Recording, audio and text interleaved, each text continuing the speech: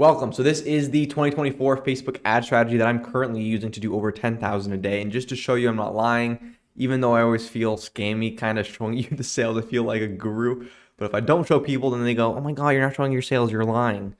And so here you are, April 6, April 7, 11.5. 8.8 yesterday. You see earlier in the week doesn't do as well as kind of the weekend, but 8.2, and then we'll be going up to 10K a day again over the weekend. And so there you go. Now that's just to show you that this is true. Now, the ad account structure when first launching. So you have to understand it's a very simplified ad account. And before I'm gonna walk you through it first, and then I'm gonna explain why I do it this way.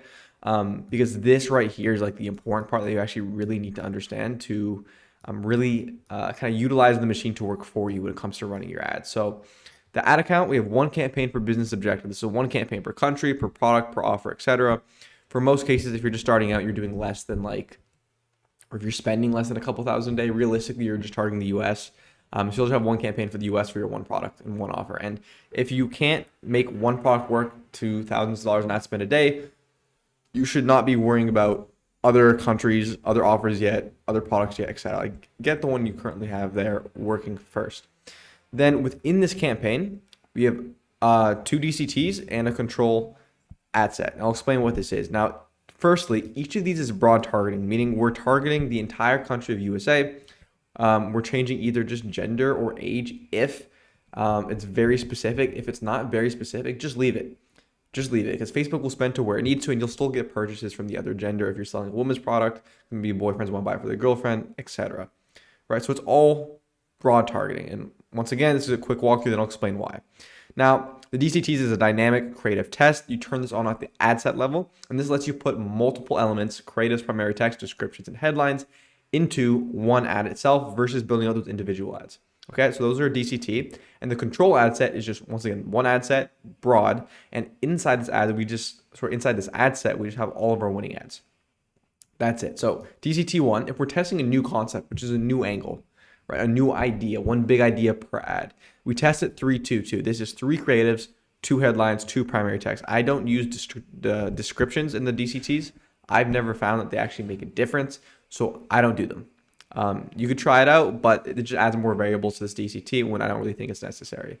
So all must follow the same messaging and concept, which means all 3 creatives, both headlines and both primary text, need to follow the same messaging because the goal here is because we're targeting broad, you have to understand that the creative does the targeting. And so the messaging in the actual video or photo itself is how Facebook will determine who to show this ad to. Okay, so it needs to be congruent. Don't mix photos or videos, and one winning primary text and one new one, and one winning headline and one new one. The reason I do this is because we don't want to change too many elements. And if we're testing 3 new creatives, and we already know a headline or primary text that work well with that creative, that's still congruent with the messaging, well, then we can test one new one against it to see if we could find a new winner. And then if it's an iteration, meaning we're just testing one change, we're either just testing creative or we're just testing headlines or we're just testing primary text to an already existing asset that we have. You want to keep everything the same, but change one variable and test 3 to 5 versions. So in this case, you can see if I were testing like creative hooks, for example, you would have 3 to 5 creatives, 1 primary text and 1 headline. If you were texting primary text, you'd have 1 creative, 5 primary text, 1 headline, etc. Now that's the same thing with DCT number 2. And the winning post IDs in the control, these are all your best post IDs from winning DCT. So after you launch these tests, these DCT tests, dynamic creative test, you're going to find what the winning combination is from the 3-2-2. You're going to take that post ID and you put it into your control ad set, right? And then once they're here, you pretty much leave them on forever. Like I rarely touch them unless the CPA gets kind of extremely high. At that point, we could turn them off and see what happens to the control ad set CPA.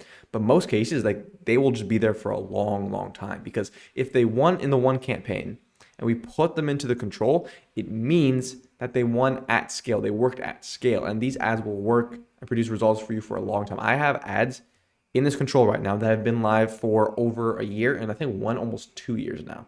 So it works and it works well. And once again, only time to turn on an ad off here is when the CPA is much higher than our target and not really making an impact, meaning it's not really getting any spend. And sometimes when moving post ID over, when you move the post ID from the DCT to the control, it may not do as well, or sometimes it just doesn't get spend. If this is the case, you could also just continue to let these run and just not move the post ID over and just let the DCTs run instead. Now, this is very simple. You could see like it's insanely simple. Now, the important part is understanding why. Because when you understand this, you understand how to kind of improve the machine learning for you. And I'll explain it with all these beautiful photos I have here, because clearly I'm a beautiful artist. So why do we structure it this way? So Facebook is a machine learning platform. It takes time to learn, and the more data it has to work, the better it gets.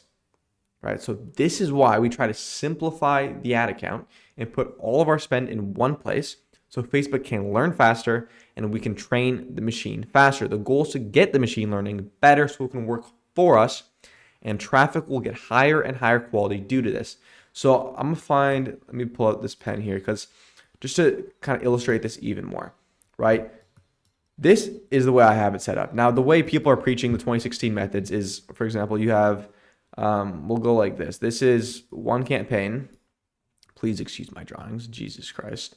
And they'll have, like, I don't know, 1, 2, 3, 4, 5 different ad sets. Okay, this is atrocious. We're just gonna go. They have 1, 2, 3, 4. They have like 5 different ad sets. Maybe they're ABO, maybe it's a CBO, doesn't matter. And this campaign goes into all of these different ad sets. And then in these ad sets, they test ads by having, they have like 3 ads in each of these, and they have 3 ads in each of these. They have 3 ads in each of these, 3 in this and 3 in this, right? And the issue is, because the budget now is being split up between all of these different ones, you have to understand that each of these gets the learnings based off the budget that it gets and the data points it gets. And so the fact that all of the data is going to each of these individually means each of these individually have to learn, but they have less data to do that, meaning it's going to take a longer time for them to learn. And then, let alone that, because the budget goes here and it's not a DCT, then the budget has to then get spread out again between the 3 different ads within each of them. So then not only does it get spread out here, here, here, here, here, but then your budget gets thinned out another 3 times here, another 3 times here, another 3 times here. And basically, you can see, because your ad spend split up in so many different ways here versus here, the ad spend is in 1, 2, 3 places at max. 3 places at max, really. And even those, like the DCTs, all the ad spend goes to just the one ad set because it's a DCT versus it being split out with the ads. And majority of your budget will end up going here most of the time anyways, because it's all your best ads. And what this does is it lets us centralize our ad spend, right? And lets the machine learn faster. And you have to understand this, because when the machine learns faster, our traffic gets better and better and better, and Facebook finds our buyers easier. And I'll explain this here. So, every time you make a change in the ad account, it makes it harder for Facebook to do that, right? Because it's machine learning, and every time you come in and make a change to the machine learning, it needs to relearn. It needs to re-optimize. So every time you make a big change to the budget, you launch new ads, you change the targeting on the ad set, whatever, it needs to relearn and re-optimize. And so then you're consistently putting it back into learning versus letting the machine progressively get better. And when you do use the broad machine and it gets progressively better at finding who our buyers are, it means we don't spend money forcing our ads onto audiences, which is more expensive as well. So the reason why we target broad, and a lot of people, maybe you've heard a lot of people talking about this recently, maybe you haven't, but you should, because this is what you should be doing. You have to understand that after iOS 14, all of these audiences, like all these pocket of audiences, let's say here's, all of USA that you're targeting. And then you're targeting, let's say you have a dog product, for example, and you're targeting the interest group dogs, and then you're targeting dog lovers, and you're targeting dog food, and then you're targeting whatever. And then you're targeting all these different pocket audiences within this entire group, right? Within the entire audience. The issue with this is you're forcing ads onto people in these groups. You're forcing ads onto them. And after iOS 14, the accuracy of the people in these groups just isn't there. So you have people who are in, let's call dog lovers, interest group, because some of them are dog lovers and they may have a dog, but a lot of them are there because they hate dogs and they commented on a dog post saying, I hate dogs, I love cats, right? Instead, or something like that. And that's why they ended up in this audience pool. And now you're forcing your ads onto these people. Not only that, because you're forcing your ads to a smaller subset audience versus the entire country, your ads are more expensive. Your CPMs are higher, which means you have to pay more for the ads. So you're not only targeting less quality people, you are also paying more to do that. So instead, target broad, you'll get cheaper ads, and as the machine gets better, your targeting will get better and better because the machine learning knows better than we do. It knows very, very quickly who to target. And I'll show you exactly how this looks like in my other beautiful drawing over here. So the white is the audience pool. That's, once again, this is your broad targeting all of USA. Now, your buyers are here, or your highest quality buyers are here, but within each of these circles, you have buyers. But as you get closer and closer to the star here, your results get more and more consistent, and the traffic is higher quality. So you have to know that as Facebook spends and learns who our buyers are, it gets better and better at finding our buyers for us. So after $100 spent, it narrows it to here. After another $500 spent, it narrows it to here. And then as it keeps spending, it gets narrower and narrower and narrower and gets closer and closer and closer, right? Goes in like this, and it goes in like this, and it goes in like this. And as it spends, it gets closer and closer and closer to knowing exactly who your buyers are. And this is the power of it. It gets better for you. You don't have to do anything. You just have to focus on making good ads to give the machine, with the messaging being clear in your ads so it knows who to target. And then it does this quickly. And it's not like this takes a long time. Like, it learns very quickly. Like, within the first couple hundred impressions, it starts learning, and the next 100 impressions will be better, and the next 100 will be better, and the next 100 impressions will be better. And it works quickly. It works insanely quick. And this is why, for example, with my current brand, people copy and paste our ads. They copy and paste our website. They copy and paste our product. They try to steal everything. And yet their ads don't work, and they die off very quickly. Why? Well, because my machine learning, I've been running at Broad, teaching my machine, giving the data to the ads, and it's been there optimizing learning for a long time now. And even if they have the same exact ads, my ad, that campaign, that asset, that ad has so much learning on it that Facebook knows exactly who to show it to and get me super consistent results.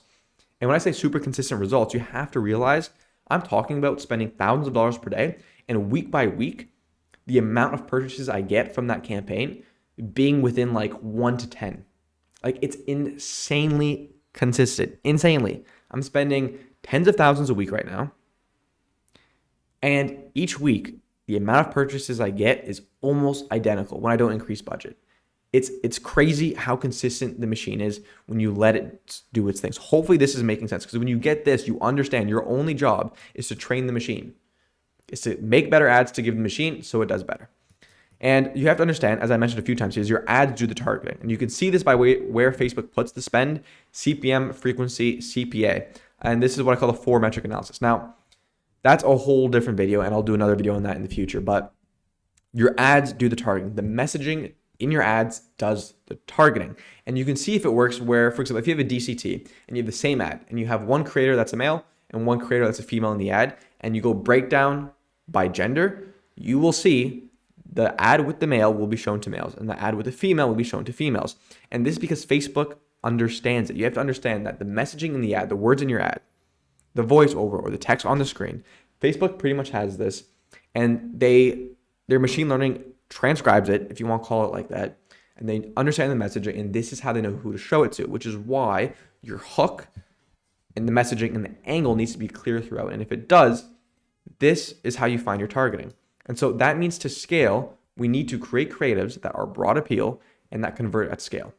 Because I shall explain in this photo below here, and I'll finish these points first. So, it means we need to test and find multiple different angles that attract different types of people, right? Because the different messaging in the ads attract different people. Therefore, you need lots of different messaging. And so our job is to let the machine learn and give it better assets to work with to find us our buyers. And once again, target audience appeal, and this is what I mean. So creative angle 1, we'll target over here. Creative angle 2, creative angle 3, creative angle 5. There may be some overlap between some of the messaging. The point is the different messaging and angles you use in your ad will target different people. And that's how you scale horizontally, right? We're creating different ads with different concepts, targeting different desires of our target audience. And that's how we actually reach these different pocket audiences. We don't do it by spending more money to target lower quality buyers by forcing our ads onto interest group. We target broad and we put our time into making better creatives and broad appeal creatives. This means that your ad appeals to a large segment of that target audience of the market and converts at scale. And this is not easy. This is not easy. But if you're able to do this, this is where the money's made. Like, this is why getting good at direct response advertising and marketing as a whole is so important, because the better you get at converting cold traffic and a broad audience, like ice cold traffic, the easier and a faster time you will have scaling. Because, for example, most people's ads focus a lot on the product, and only certain people will be interested in that, who already know about the product or know about potential solutions and who are already in the market for that. And those ads, for example, will target these kind of audiences that are a little smaller. But if you can create a broad appeal ad with a broad hook that engages a large segment of the audience and brings them through different stages of awareness in the ad itself and then gets them to convert, well, then you're able to hit a bigger pocket audience like this and convert them. And obviously, if this creative angle 2 converts as well as creative angle 1, you're getting a whole lot more purchases in creative angle 2 because it's more broad appeal. And this is how you scale.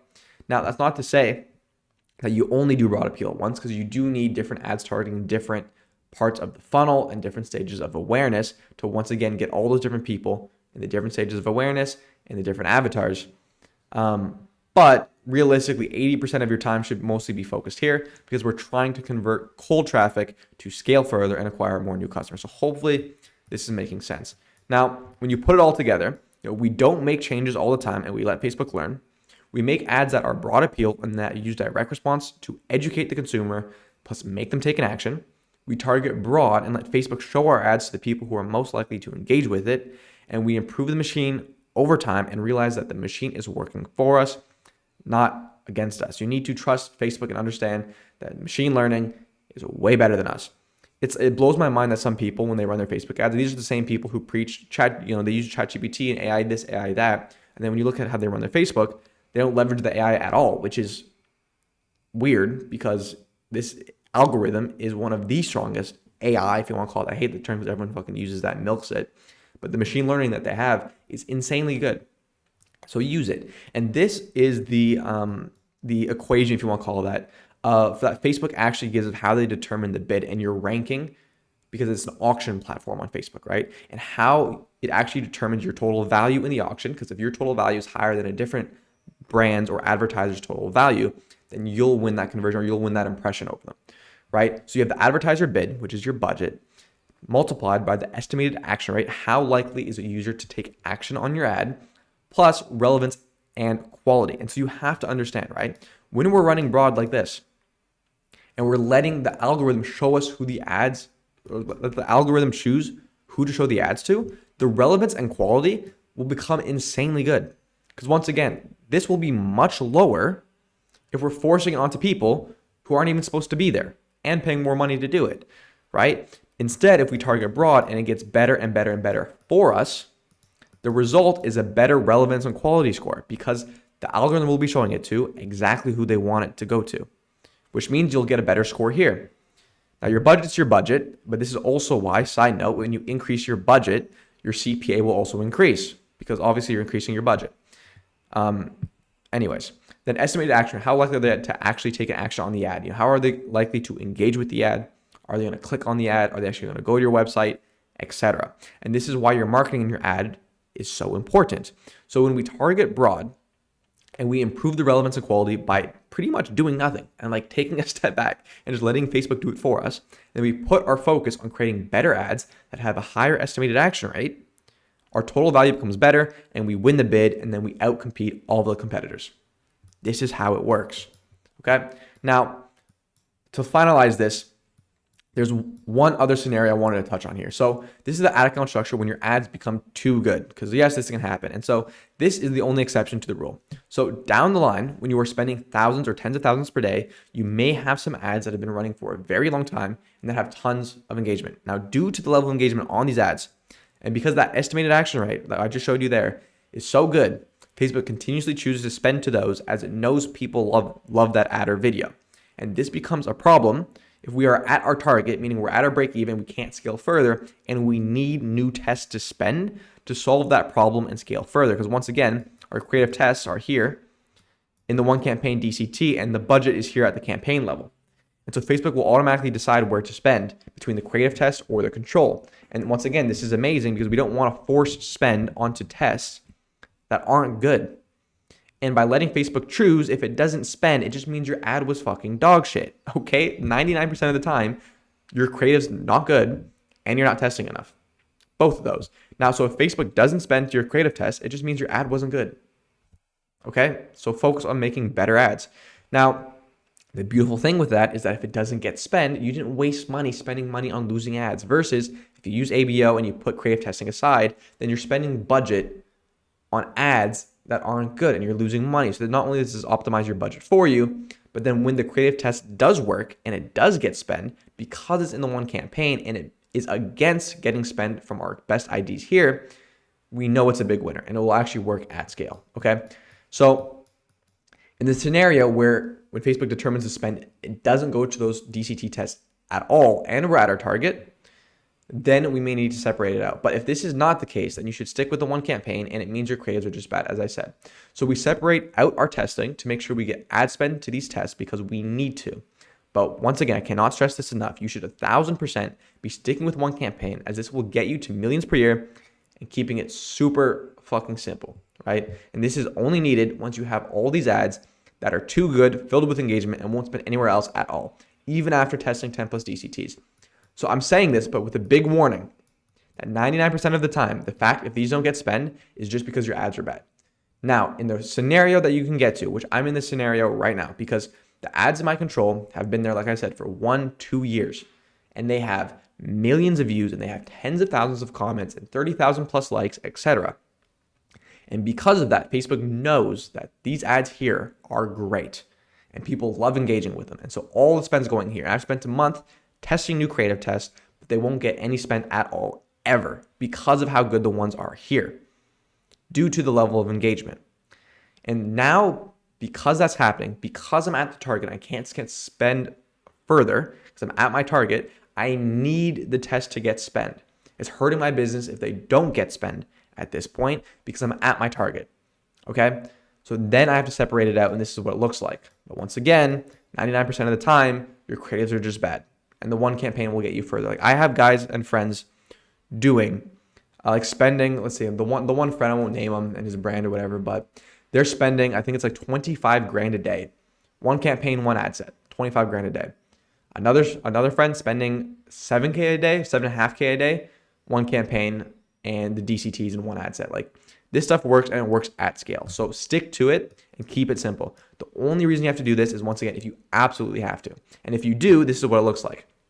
You have your ad account, you have the one campaign, you have your control ad set, and then you have a testing campaign, which is 10% to 20% of your control campaign budget. In here, you're just consistently launching DCTs. I do 1 to 4 a week, and I let them run for 7 days. Then, if they're a winning test, I move the post ID into the control, and that's it. Then I turn them off here and continue testing. So then all of this budget, 10 to 20%, is always going to new DCTs to test. Let's say DCT 1 is a winner, DCT 3 is a winner. Those post IDs go into the control. I can now scale this budget. I turn these off and I replace the DCTs with new tests. That's it. This is quite literally the entire Facebook ad strategy. And the beauty of this is how simple it is and how much time you get back to actually put towards things that matter in your business. Getting better at creatives, improving your business model, building out the back end, etc. Okay, so hopefully this was useful. And if you want direct help from 7 to 8 figure brand owners to help scale your brand, we help Shopify business owners doing over $15,000 a month scale their business. And if that's you and you're interested in that, then in the link below this video, go watch the video that breaks down the entire 5-pillar system that we use to scale brands to do millions per year, and the exact system I'm using right now to do millions per year. And with that being said, I'll see you on the next one.